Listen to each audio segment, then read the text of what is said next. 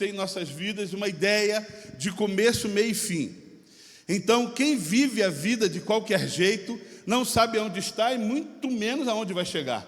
E não é assim que eu e você devemos viver. Nós devemos viver com um propósito estabelecido de onde estamos e o caminho que devemos traçar para onde queremos chegar, até mesmo nessa terra. Então, eu fico às vezes observando jovens que eu falo assim: escuta, o que você quer ser quando você terminar o ensino médio? Não sei, pastor, qualquer coisa. Qualquer coisa é coisa nenhuma. Se não temos em nossos corações alvo pré-estabelecido, se não temos metas, se não temos alvo, vamos fazer o que é mais fácil. E nem sempre o que é mais fácil nos leva por bons caminhos, nos traz sustento. E às vezes, quando nós nos deparamos e começamos a conversar, quando esse jovem se casa, se torna mais velho, fala: se eu tivesse tido orientação de poder escolher, decidir a minha vida, ainda quando eu podia. O meu alvo é o céu, é algo que tem que estar estabelecido em nossos corações. Eu sei onde eu estou, eu sei o que faço, eu sei o que eu venho fazer aqui, todas as reuniões, eu sei da minha vida cristã com o Senhor na minha casa, diariamente, mas eu sei que eu não sou o cidadão dessa terra, eu sou o cidadão do céu. Amém, querido? Você e eu somos cidadãos dos céus.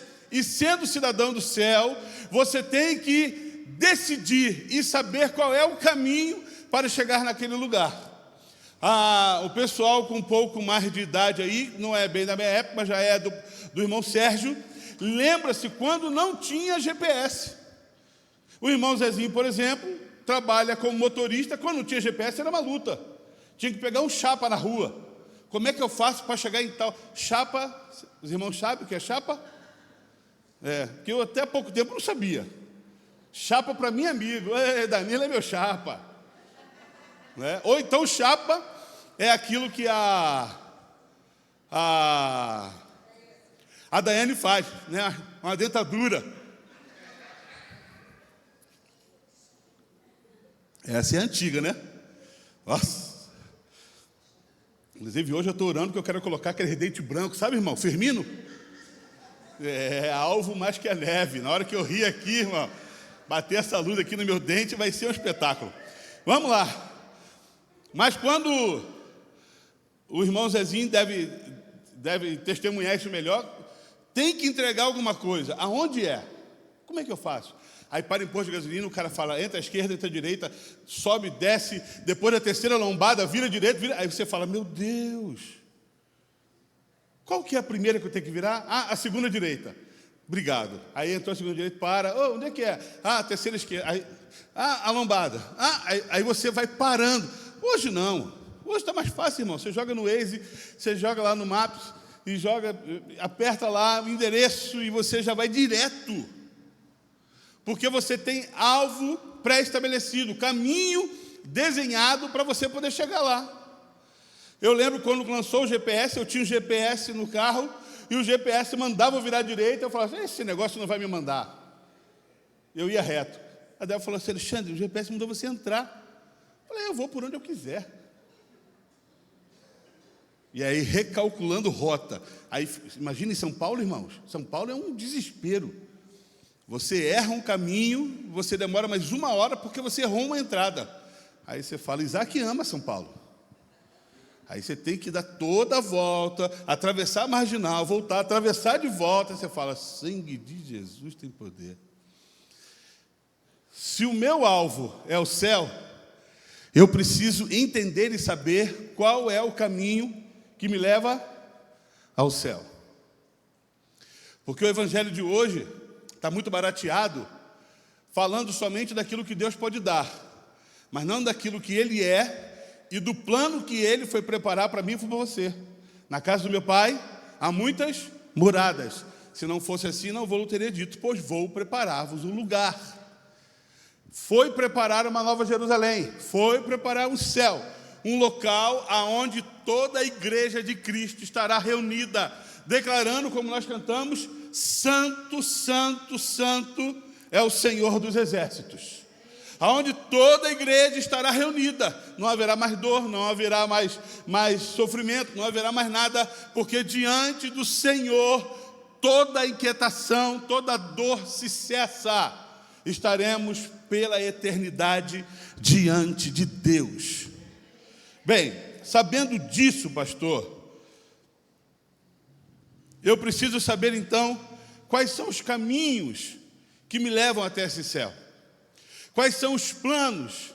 Será que vão ser os cultos de segunda-feira? Vida abundante? Será que é a sala do Pai? Será que são os cultos de domingo? Não. O caminho para o céu é traçado diariamente no seu particular com Deus. Ser cristão dentro de 4 paredes, onde nós nos reunimos, é fácil.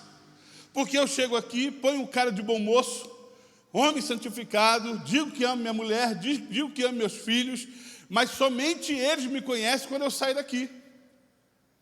Então a vida cristã vivida não se deve ser somente vivida dentro de 4 paredes, numa reunião eclesiástica, numa reunião de eclésia, de igreja, mas tem que ser vivida fora dessas 4 paredes, tem que ser vivida na sua casa, com seus filhos, com seus amigos, no seu trabalho, onde pessoas não cristãs olhem para você e falem: opa, há uma diferença na vida desse homem e dessa mulher. O que é? Ele teve um encontro real e genuíno com Jesus Cristo. Houve uma transformação. Aquilo que antes era primordial, não é mais. Aquilo que era em primeiro lugar, não é mais. Trocou-se, colocou Deus em primeiro lugar, e as outras coisas vão sendo acrescentadas.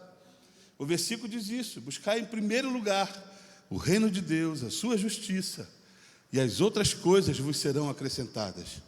Em Filipenses capítulo 3, no versículo 20, diz o seguinte: a nossa cidadania, porém, está nos céus, de onde esperamos ansiosamente um Salvador, o Senhor Jesus Cristo. Eu vou ler de novo a parte A do versículo. A nossa cidadania, porém, está nos céus. A sua cidadania e a minha cidadania está no céu. Você pode morar no país que for, está tendo a Copa do Mundo de futebol, e lá está se reunindo todos os países, inclusive 3-2, 4-2, graças a Deus. Acabou? Deus seja louvado. 4-2. 4-2. Várias cidadanias, vários países reunidos, com línguas diferentes, com pensamentos diferentes. Mas para aqueles que são salvos, lavados e redimidos no sangue de Jesus, a nossa cidadania eterna é céu. É céu. Eu sou brasileiro, nascido e criado aqui, louvado seja o Senhor por isso. Não sei com quem eu conversei há pouco tempo atrás, com uma ex-patroa da Elifânia, e falei que quando nós estávamos no começo do ministério, eu e Débora, fomos convidados para assumirmos uma igreja em Nova York. Eu falei: Deus que me livre, estou fora. Rapaz, você vai ganhar em dólar. Se eu ganhasse em dólar e gastasse em real, estava ótimo, né, irmão? Mas você ganha em dólar e vai gastar como? Em dólar. Eu falei: não, mas nem pensar, não quero. Deus me fez nascer nessa terra, e se Ele quiser me levar para lá, nos levar para lá, porque eu não vou sozinho, vai eu e minha esposa, no mínimo, porque os filhos daqui a pouquinho estão casando, me dando netos, aí que eu não vou mesmo. Ai, louvado seja o Senhor. Aí que eu não vou mesmo, mas vai me levar com documento, tudo certinho, sem fugir do Trump e sem vocês me buscarem no aeroporto com algema. Chegou lá, eu e Débora de algema no aeroporto. O que foi? O Trump pegou. Eu estou fora. Andar errado não é coisa de cristão. Nós precisamos entender isso. Mesmo que seja de outro país, do outro lado do mundo, a nossa cidadania eternal é céu. É céu. Billy Graham diz o seguinte: o céu é um lugar maravilhoso, e os benefícios para o crente estão fora desse mundo. O céu é um lugar maravilhoso, e os benefícios para os crentes estão fora desse mundo.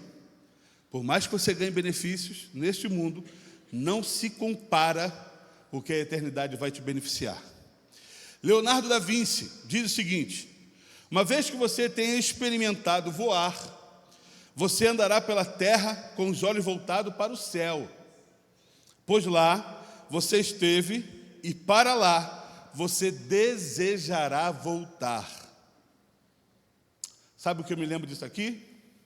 Aquela canção que nós cantamos: quem já pisou no Santo do Santo, em outro lugar, não sabe viver. Quem já experimentou ter na terra como no céu, os seus olhos caminham por essa, as suas pernas caminham por essa terra, mas os seus olhos olham para os céus, porque já experimentou um pouco de tudo que Deus é. E se eu já experimentei um pouco daquilo que Deus é, eu quero estar com Ele na glória. Eu quero estar com Ele na glória. Tudo que eu tenho que fazer, eu tenho que fazer voltado a céu. Tudo que eu vou fazer, eu tenho que fazer voltado a céu. Os meus planos, a minha família, o meu trabalho, os meus sonhos, os meus projetos, os meus estudos, tem que focar eternidade. Tem que focar céu. Por quê? Porque um dia eu já experimentei a presença daquele que mora lá. Um dia eu já experimentei a unção, a glória, nem se for uma porção daquilo que Ele é na minha vida, e eu tenho certeza, Senhor, eu quero morar para toda a eternidade contigo, para toda a eternidade com o Senhor. Então, o que devemos fazer para viver esse alvo em que nós falamos que o meu alvo é o céu? Primeira coisa, aceitar Jesus Cristo como seu único e suficiente Salvador. Não tem como você e eu irmos para os céus se não aceitarmos a Jesus Cristo. Um dos grandes problemas que pessoas vêm à igreja, a 1, a 2, a 5, a 10, e nunca levantaram as suas mãos e falaram: eu te aceito como meu único e suficiente Salvador. Nunca tomaram no seu coração a decisão de aceitar a Jesus Cristo como seu Salvador. Deus não divide a glória dele com ninguém em nada. Em João capítulo 14, versículo 6 diz o seguinte: respondeu Jesus: eu sou o caminho, a verdade e a vida, e ninguém vem ao Pai se não for por mim. Observe, ninguém vai ou vem? Vem, porque Jesus está onde? No céu. O Espírito Santo é que habita em nós, Ele que age em nós. Jesus está no céu, à destra de Deus Pai. Então ninguém vem ao Pai se não for pelo caminho que foi traçado, que é o próprio Cristo. Para que você e eu possamos chegar aos céus, é imprescindível que você levante a sua mão e declare: eu te aceito como meu Salvador. Eu te aceito como meu único e suficiente Salvador. Escreve meu nome no livro da vida. Eu quero receber a Jesus Cristo como meu único e suficiente Salvador. É o primeiro passo para viver uma vida eternal. É o primeiro passo para se viver para toda a eternidade com Cristo Jesus, Filho, vivendo com o seu Pai, com o seu Criador. Segunda coisa que eu aprendo: ter se arrependido dos pecados e confessar a eles ao Senhor. Querido, pecado, eu já preguei aqui uma mensagem que eu prego quase todos os anos. Esse ano, inclusive, eu não preguei. Pecado é para ser reconhecido, nomeado, se arrepender e abandonado. Eu preciso, então, reconhecer os meus pecados, nomear em que eu tenho pecado. No adultério. Na fornicação. No roubo. Na inveja. Na fofoca. Em tantos outros, porque o que há é a criatividade humana. Ok? Reconhecer.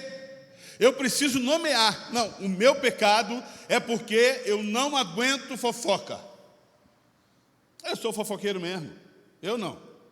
Eu estou só exemplificando. Pelo amor de Deus, conta para mim. O que está acontecendo? Qual é a última que está acontecendo na igreja? Conta. Ó, se você não contar, eu não vou conseguir dormir essa noite.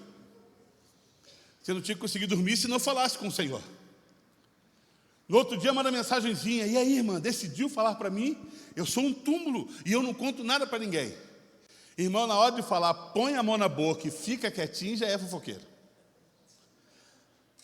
Pois bem, eu preciso então reconhecer, nomear. Eu preciso me arrepender. Me arrepender. E arrependimento é mudança de mente. Arrependimento é metanoia. Eu vou por um caminho, eu mudo a trajetória e vivo outro caminho, porque eu não quero mais pecar. Eu quero viver uma vida de santidade com o Senhor. Não querer mais. E isso é importante em nossas vidas quando nós determinamos isso em nosso coração. Lucas capítulo 15, versículo 10. Eu lhes digo que, da mesma forma, a alegria na presença dos anjos de Deus por um pecador que se arrepende. A alegria na presença de Deus por um pecador que se arrepende. Ele se arrependeu. Ele não quer mais viver daquela forma. Ele muda a trajetória da sua vida. Você já deve ter visto frases que você pode vir para a igreja do jeito que está, e é verdade. É uma frase verdadeira. Venha do jeito que está. Mas aqui dentro é importantíssimo ter um encontro com Cristo Jesus. E tendo um encontro, eu saio transformado. Tendo um encontro, eu saio impactado. Tendo um encontro, eu falo, opa, eu ouvi lá que eu preciso me arrepender. E não só me arrepender, mas largar aquilo que me afasta do Senhor. Se o meu alvo é céu, eu posso entrar com o que for. Eu me arrependo, eu abandono e volto transformado. Processo de transformação, processo de cura, processo de arrependimento, processo de uma vida nova em Cristo Jesus. 1 João 1,9 diz o seguinte: se confessarmos os nossos pecados, Ele é fiel e justo para perdoar os nossos pecados e nos purificar de toda injustiça. O versículo começa como? Se confessarmos os nossos pecados, chegarmos diante do Senhor, falar, Senhor, tudo bem, eu sei que o Senhor me conhece, mas a Bíblia fala que eu preciso confessar os meus pecados, e eu confessando, eu sei que o Senhor é fiel para me perdoar de todos os meus pecados. Senhor, dá um tempo comigo aqui. Senta aqui comigo. Vou me ajoelhar. E eu preciso abrir meu coração para o Senhor. Porque se você não confessa, não quer dizer que Ele não sabe. Ele sabe. É isso que é interessante. As pessoas que não confessam acham que Deus não sabe. Não. Ele é onisciente, onipotente, onipresente. Ele sabe de todas as coisas. Ele está em todo lugar, Ele tem todo o poder. Ele sabe. Mas a necessidade de você falar, a necessidade de você lançar, a necessidade de você tirar de dentro de você e lançar sobre o Senhor, e Ele vir de forma fiel e justa para nos perdoar. Sabe o que é mais interessante? Que todos nós pecamos, e todos nós já temos que fazer essa oração de confissão ao Senhor. Todos, eu me incluo. De ajoelhar e falar, Senhor, me perdoa. Senhor, me perdoa. Perdoa os meus erros. Perdoa aquilo que me dominava, aquilo que tomava a minha mente, aquilo que tomava o meu coração. Senhor, eu não quero mais pecar. Senhor, eu confesso o meu pecado a Ti. Me perdoa. Caminho para o céu é caminho de confissão, é caminho de arrependimento, é caminho de reconhecer quem somos e quem Ele é, e saber que Ele é fiel para nos perdoar. Ele é fiel, irmão. Você não precisa ficar com medo de falar com Ele, porque Ele já sabe. O que Ele quer é que você abra a tua boca. O que Ele quer é que você entre no seu quarto, feche a sua porta e vai falar com o seu Deus em secreto. O que Ele quer é que você rasgue o seu coração. E Ele fala assim: eu estou vendo uma sinceridade no coração do Alexandre, uma sinceridade no coração do Bruno, uma sinceridade no coração do Isaac. Eu estou vendo uma sinceridade, uma transformação. E quando nós somos sinceros, sem nada que possa impedir, Ele vem com o seu poder e enche as nossas vidas. Há uma historinha que eu não sei se é real, mas eu acho muito boa e vou contar.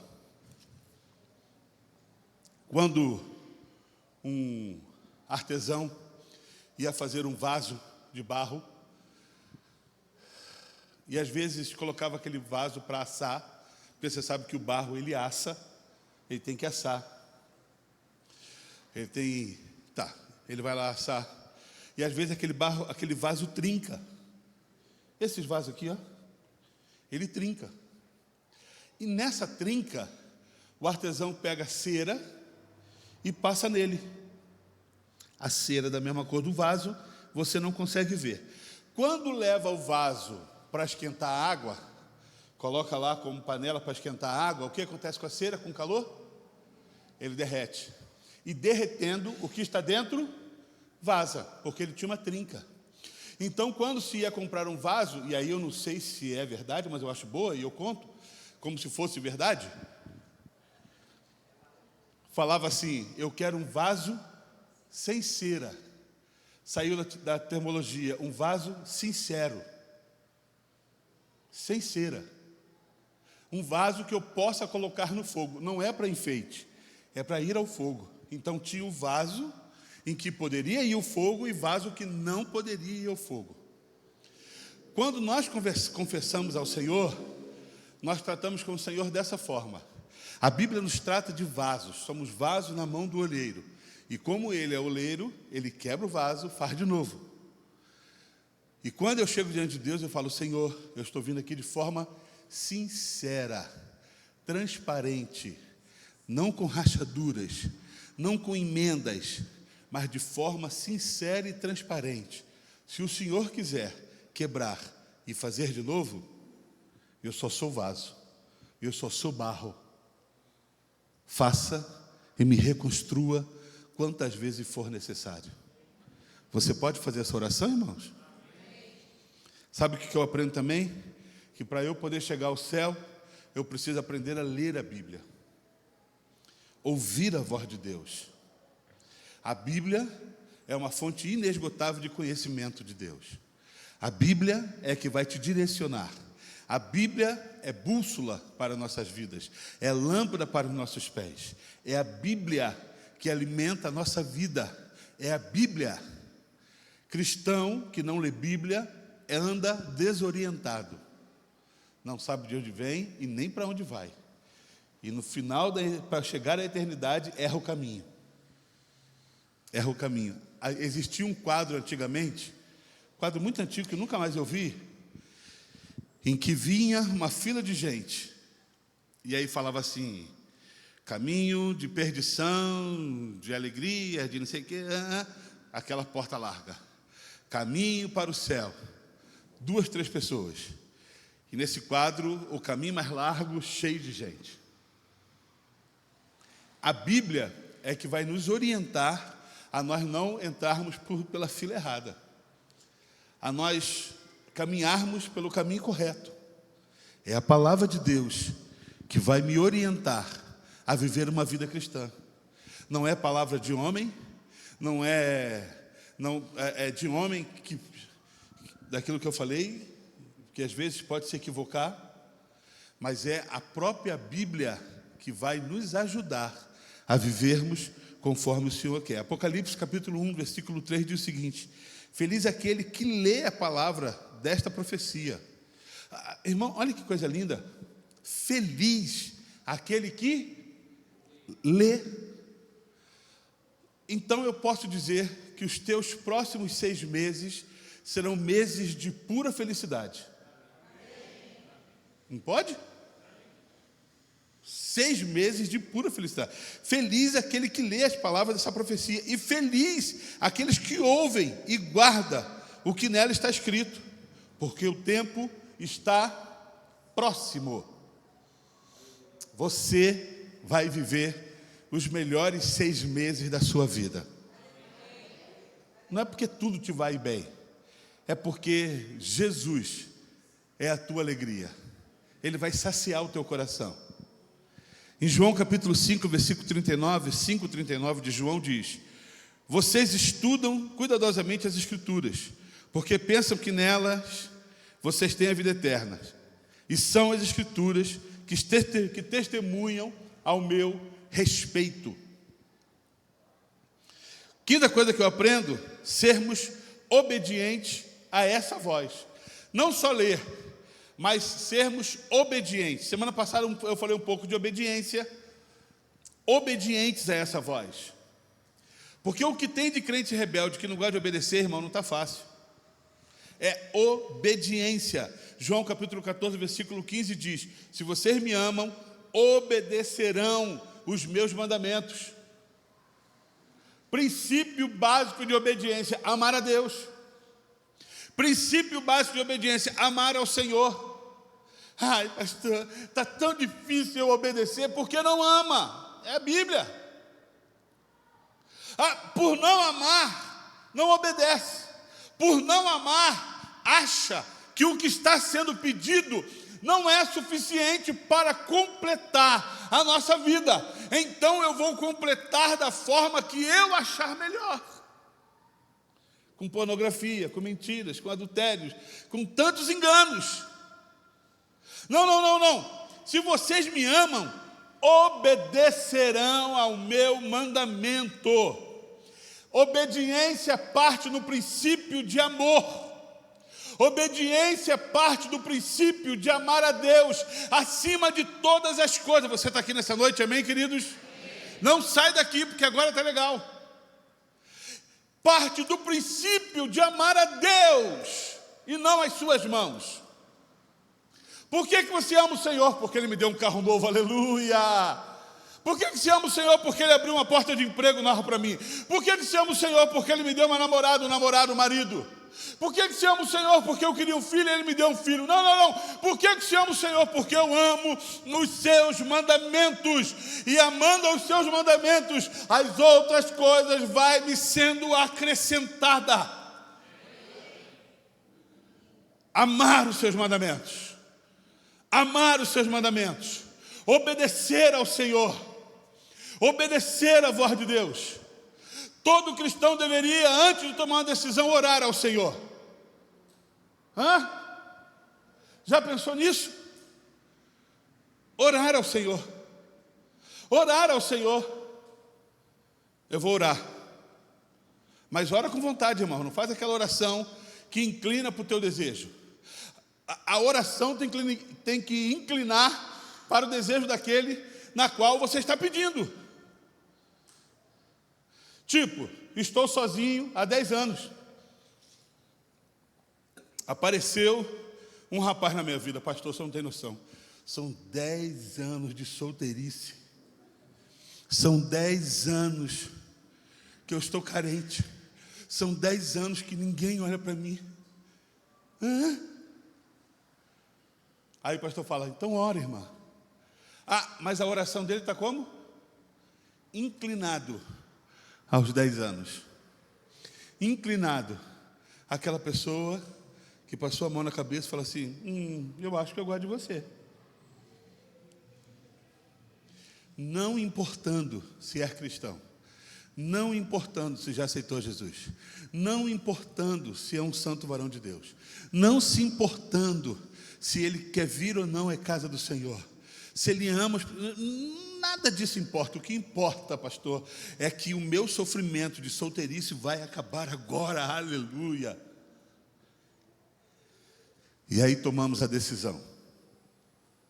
Depois que se toma a decisão, bate uma profunda tristeza no coração, porque não era isso que eu esperava. Não era desse jeito, não era dessa forma. Tiago capítulo 1, versículo 22 fala o seguinte: sejam praticantes da palavra, e não apenas ouvintes, enganando-se a si mesmo. Eu e você estarmos aqui, nós estamos fazendo o quê? Ouvindo. Mas a vida cristã não pode se resumir somente no ouvir. A vida cristã, ela vai muito mais, é a prática.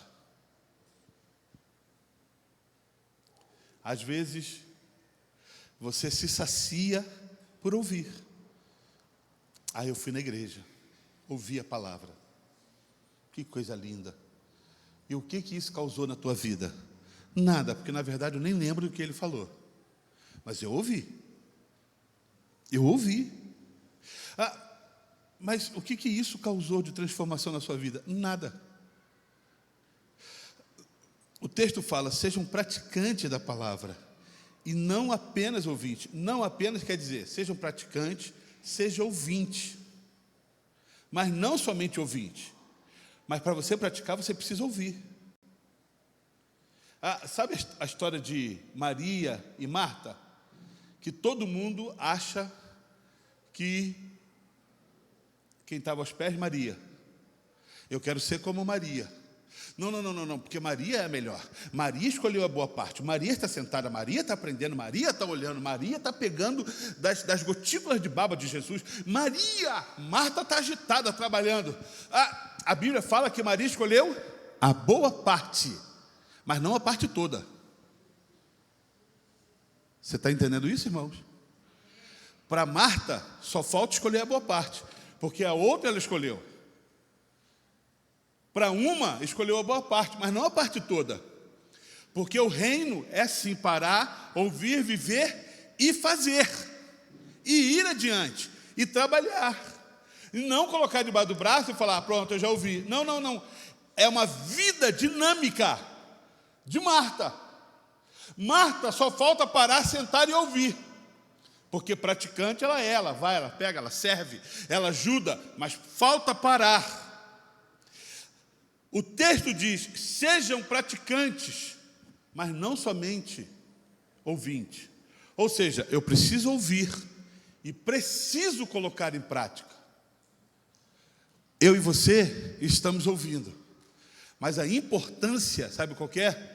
Quando você sair por essas portas, fala, Senhor, eu entendi os pontos para eu chegar no céu. Agora eu quero colocar em prática. Agora eu preciso colocar em prática. Agora eu preciso colocar em prática. Senhor, eu ouvi a palavra, não entendi direito não. Então eu vou no YouTube, no canal da igreja, e vou ouvir de novo. No carro, no serviço, em casa, para que essa palavra possa germinar, crescer, amadurecer, frutificar em nossos corações. Quando eu entendo que sermos obedientes à voz de Deus é importante, é porque nos desafia a um outro patamar de vida. Nos desafia a vivermos algo novo do Senhor. Querido, a minha oração nessa noite é que você tenha do seu alvo o céu. Se eu perguntar para você qual que é o seu alvo, trocar de carro. Trocar de casa, melhor, ter uma casa. Qual que é o seu alvo? Pastor, o meu alvo é eu sair dos 5 para os 10. Dos 10 para os 15, dos 15 para os 20 mil. Qual é o seu alvo central na vida?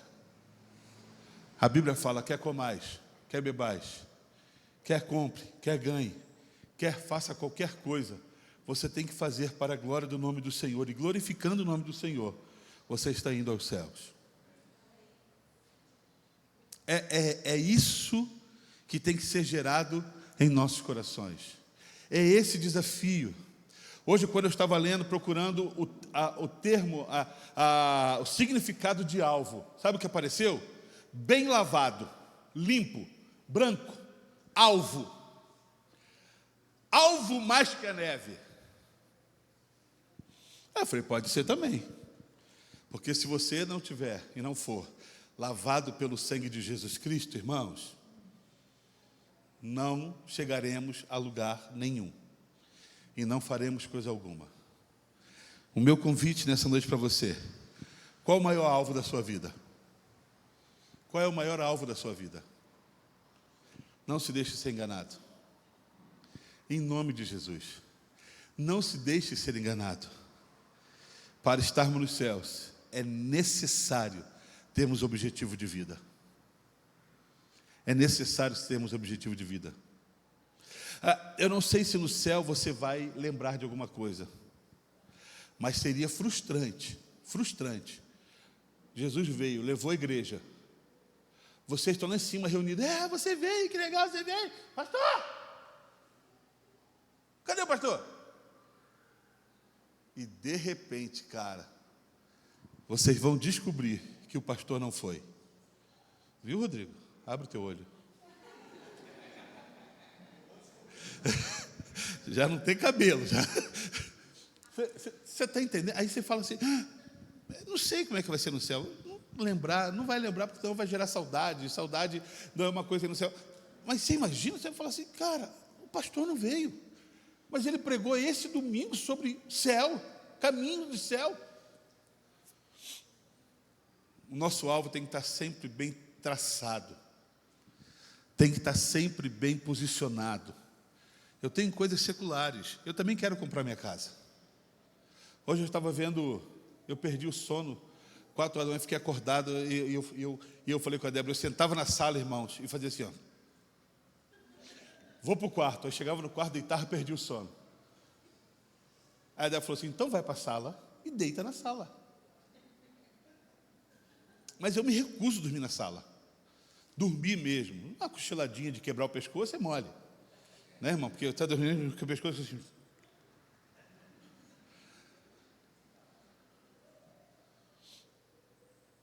Não sei nem por que eu falei isso. Mas... aí eu peguei o telefone e comecei a ver casa. Porque eu tenho orado ao Senhor por uma casa.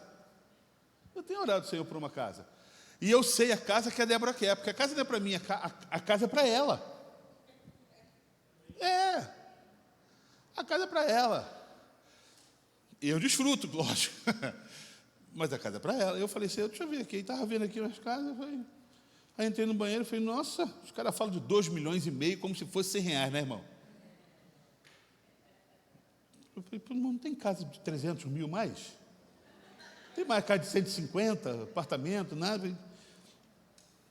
E eu comecei ali a orar ao Senhor. Eu falei, Senhor, não tenho como isso aí é uma coisa impossível. Então, nos sustenta para continuar no aluguel, até que o Senhor venha, mas vem logo, porque aluguel não é fácil para ninguém. Então, vem logo. E quem já comprou casa vai ficar aí por de Cristo. Eu posso ter no meu coração, queridos, vários sonhos, vários projetos, várias metas, mas o meu alvo central é estar na glória. De nada adiantaria estar aqui pregando, falando, caminhar junto com vocês, se o alvo central não fosse céu. E eu quero desafiar você essa noite a você focar no céu. Como Leonardo da Vinci disse, se um dia você já voou, quando você põe seus pés no chão, o único lugar que você sabe olhar é para o céu. O único lugar que você sabe olhar é para o céu. Eu queria que você tivesse isso no seu coração. Eu posso até olhar algumas coisas nessa terra, que é normal, eu vivo aqui. Mas a minha eternidade, eu vou morar na glória com o Senhor. Se o teu coração não está bem estabelecido em relação a isso, essa noite é noite de você fazer isso. Estabelecer no seu coração um alvo central, céu. Céu. Piso nessa terra, como dos frutos dela, vivo dela, mas um dia estarei na glória com o Senhor. Você pode ficar de pé?